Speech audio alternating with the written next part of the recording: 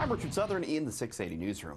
Well, you may want to think about putting down your work phone when you're not on the job. A new study is out linking handling work emails to poor health. Study out of Virginia Tech found just the expectation of having to answer work emails during non-work hours was linked to higher rates of anxiety, poorer overall health, and even problems with relationships.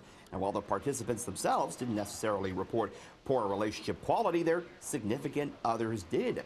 As for what to do about this, the authors say companies may want to tackle the issue by putting into place rules regarding when you can send an email. Maybe have some no email hours after a certain time every day. Another interesting report out this morning looking at tattoos in the workplace. And maybe it was once the case where if you went on a job interview, you might cover up some tattoos if you had them.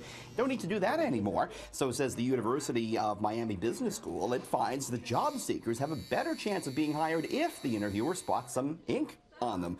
The reason is because body art now very fashionable. Wages and annual earnings of tattooed employees were significantly indistinguishable from those without them. So you're not facing any lower salaries if you got some tattoos around the office these days.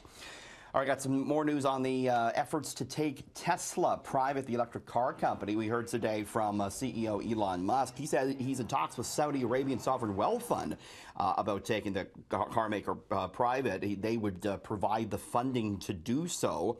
He says, though, no deal has yet been finalized. Musk in a blog post said most of the funding would be in stock rather than debt. Investors who don't want to stay with the private company will be paid $420 per share. Musk says he expects about 1/3 of shareholders will be selling. Just the stock moving a bit higher on that news today. Finally, hot button subject. What is the most taboo subject these days? They say it's actually how much money you make. Take a look at this new survey that they had out. It asked people, what do you feel most comfortable about discussing at a dinner party? Surprisingly, politics. People were okay talking about that, 43%. Romantic relations, 40% down with talking about that. And religion and medical conditions, no problem. But income level, only 11% comfortable talking about how much money they make. That more true for those over the age of 65, just 9% were comfortable talking about salary. Less true for the so-called millennial group, the younger workers, 25% of whom were okay if the topic of salary came up. In the 680 newsroom, Richard Southern, City News.